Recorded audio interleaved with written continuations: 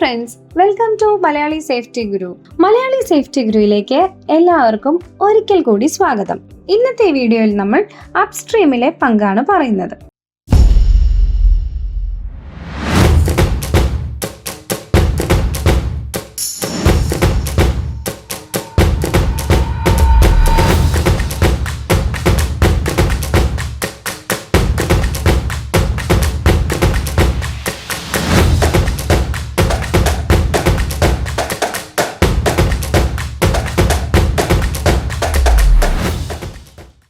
കഴിഞ്ഞ വീഡിയോയിൽ നമ്മൾ എന്താണ് ഓയിൽ ആൻഡ് ഗ്യാസ് ഇൻഡസ്ട്രി, അതിലെ പ്രോസസ്സുകൾ എന്തൊക്കെയാണ്, ഹെൽത്ത് ആൻഡ് സേഫ്റ്റി മേഖല ഈ സ്ട്രീംസിലെല്ലാം വഹിക്കുന്ന പ്രധാന പങ്കിനെ പറ്റിയുമെല്ലാം പറഞ്ഞിരുന്നു.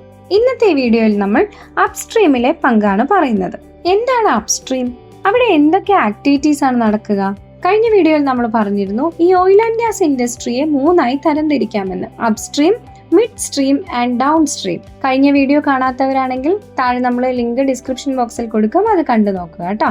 ആദ്യമായിട്ടാണ് നമ്മുടെ ചാനൽ കാണുന്നതെങ്കിൽ സബ്സ്ക്രൈബ് ചെയ്യുക, ബെല്ലൈക്കൺ അമർത്തി റീസെന്റ് നോട്ടിഫിക്കേഷൻസ് ലഭ്യമാക്കുക. അപ്സ്ട്രീമിൽ എന്താണെന്ന് നോക്കാം. ഇനി അപ്സ്ട്രീമിൽ പ്രധാനമായും വരുന്ന 3 activities exploration, drilling and extraction എന്നിവയാണ്.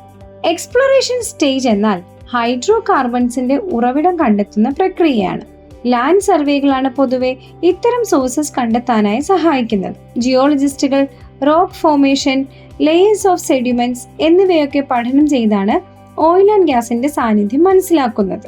ഓയിൽ ആൻഡ് ഗ്യാസിന്റെ സാന്നിധ്യം കണ്ടെത്തി കഴിഞ്ഞാൽ അടുത്ത സ്റ്റെപ്പ് എന്ന് പറയുന്നത് ആ സ്ഥലത്ത് ഒരു ഡ്രില്ലിംഗ് റിഗ് ഇൻസ്റ്റാൾ ചെയ്ത് ഓയിൽ എക്സ്ട്രാക്ട് ചെയ്യുന്നു. ഈ ഓയിലിന്റെ റിസോഴ്സസ് കരയിലും കടലിലും എല്ലാം ഉണ്ട്. കടലിലുള്ളതിനെ നമ്മൾ ഓഫ് ഷോർ റിഗ് എന്നും കരയിലുള്ളതിനെ നമ്മൾ ഓൺ ഷോർ റിഗ് എന്നും പറയുന്നു. ഇത്തരം എക്സ്ട്രാക്ഷൻ പ്രോസസ് ഓയിൽ റിഗുകളിൽ നടക്കുമ്പോൾ അവിടെ പലതരത്തിലുള്ള അപകട സാധ്യതകളുണ്ട്.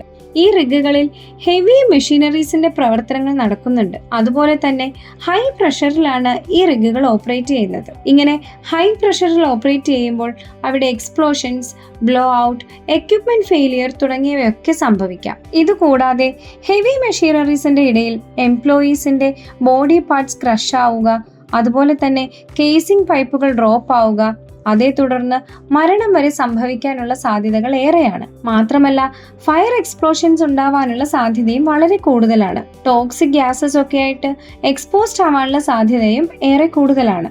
ഓഫ് ഷോർ റിഗ് ആണെങ്കിൽ വെതർ കണ്ടീഷൻസ് ആൻഡ് ട്രാൻസ്പോർട്ടേഷൻ കൂടി റിസ്ക് ഫാക്ടേഴ്സ് ആയിട്ട് വരുന്നു. ട്രാൻസ്പോർട്ടേഷൻ എന്നാൽ ഹെലികോപ്റ്റർ യാത്രകളൊക്കെ നടത്തുമ്പോൾ ഉണ്ടാകുന്ന റിസ്കുകൾ അവിടെ കൂടുതലാണ്.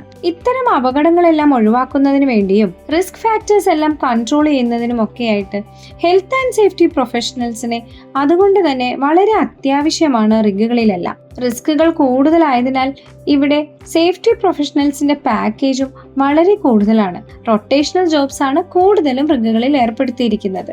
റൊട്ടേഷണൽ ജോബ്സ് എന്നാൽ 28 days, 14 days, 1 month, 3 month ഒക്കെ റൊട്ടേഷൻസ് ലഭിക്കാം. So that's for today. അടുത്ത വീഡിയോയിൽ നമുക്ക് മിഡ് സ്ട്രീമിനെയും ഡൗൺ സ്ട്രീമിനെയും കുറിച്ച് ചർച്ച ചെയ്യാം. Thank you for watching Malayali safety Guru.